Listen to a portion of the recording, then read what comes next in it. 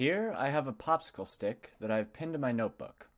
We will pretend that it is 3 meters long and that the pin is placed 2 meters from the left end and 1 meter from the right. When I push on just one end of the popsicle stick, it will begin to rotate. And if I apply too much force with 2 fingers, my entire notebook will move.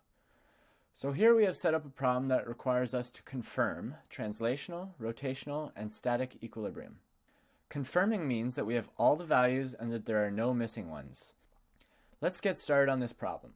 Force 1 and force 2 is what my fingers are applying, and they are 5 and 10 newtons respectively. Force 3, which is 15 newtons, is the maximum force that the combined strength of the pin and the weight of the book can provide in the direction of my finger forces, such that the notebook will not move. You will also notice I have defined an x and y axes and a positive direction of rotation. Always remember that this is completely arbitrary, but questions often ask to provide answers in the given coordinate system. The popsicle stick we have here is 30 degrees rotated in the negative direction. So, question 1 asks if we are in translational equilibrium, otherwise known as will the notebook move?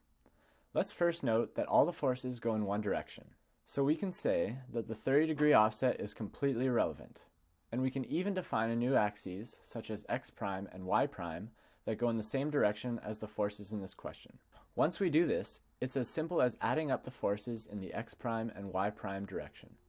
In our case, it is only the x prime direction. And as you can see, our 3 forces sum to 0.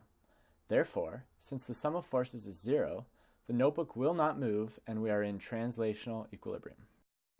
Question 2 asks if we are in rotational equilibrium, which translates to, will the popsicle stick rotate around the pin?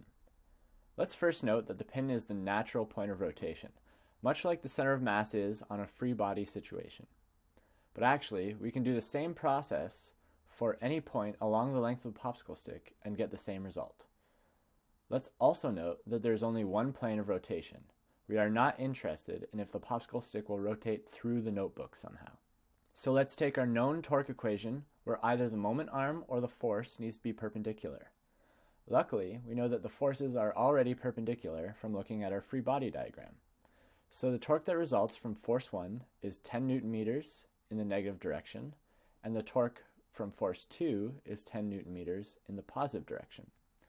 The torque from force 3 is 0 because it acts through our point of rotation, which is the pin.